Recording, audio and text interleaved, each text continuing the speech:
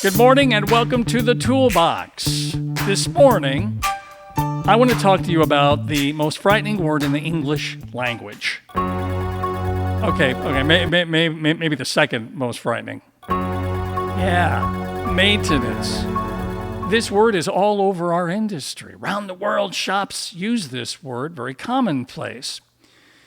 This is a killer of your close rate, percentage you're selling.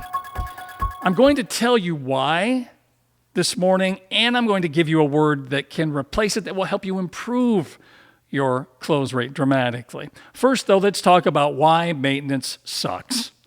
And we'll start with the definition of maintenance. From Merriam-Webster, it says, maintenance is the process of maintaining or preserving someone or something, or the state of being maintained.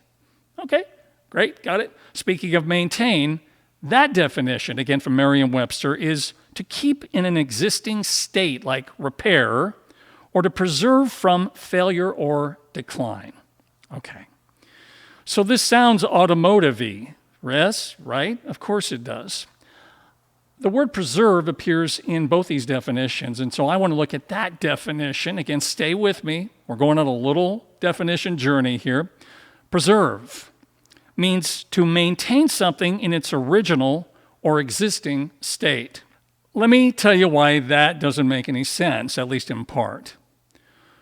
To preserve something in its original state is insane. Here's what I mean. Every single thing you've ever purchased in your life, those things you still have, are any of them in the original state you bought them in?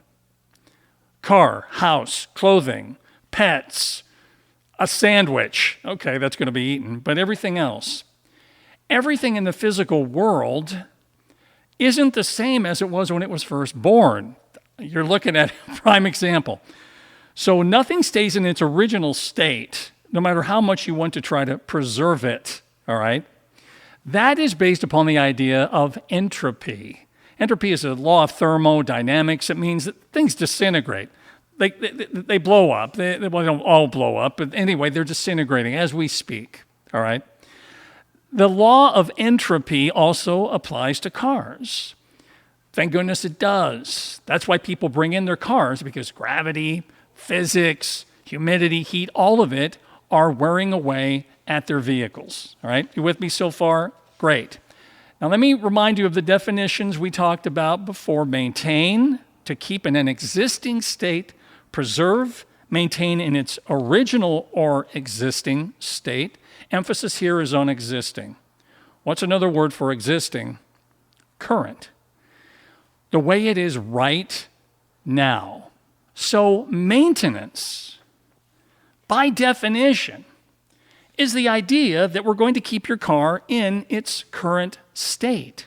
What sense does that make? So we're going to charge somebody $300 when they come in the state of their car, when it's in our shop, and $300 later and 3 hours later, it's the same way it was. Its existing state to maintain. That is what maintenance implies.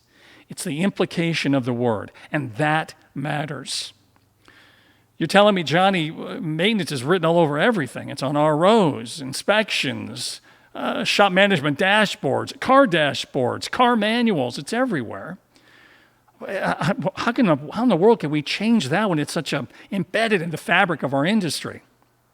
I'd like to remind you of another word that was once embedded in our industry at that same exact level it was everywhere, and that is flush. Brake fluid flush, transmission fluid flush, every fluid flush. Very common. Didn't think twice about using this term when describing, hey, your brake fluid is flushed. But then we started to evolve. We got smarter. Higher value words, something we talk about a lot. And we realize that flush, the implication, the inference of flush is, yes, a toity. And so it didn't take a quantum leap to leap from that to that your car is a POS. You can see where I'm going with all of this. The implication of a word, the inference of a word, absolutely matters. So what do we replace it with? What's a better word? What's a power word? What's a higher value word? The word that replaces maintenance is performance. Performance is a movement word. It moves things forward. Maintenance is stuck in mud. It's not going anywhere. It's the same as it was, its existing state. Performance is we're going to improve the performance of your car.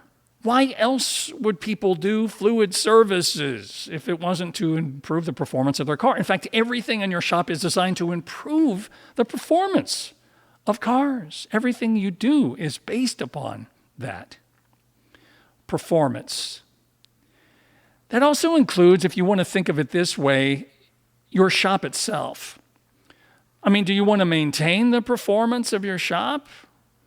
Do you want to maintain your performance as a service advisor or owner? You want to stay where you're at? No, of course not. You want to improve it. You want to do better. You want to sell more. You want to get more proficient at onboarding. You want to get more proficient at presenting. All of it. That's what training is about. That's what we're all about. Getting better, improving our performance. That's what life is really about for all of us if we're paying attention. How was my performance today? I would love to hear from you. Please leave your comments below this toolbox.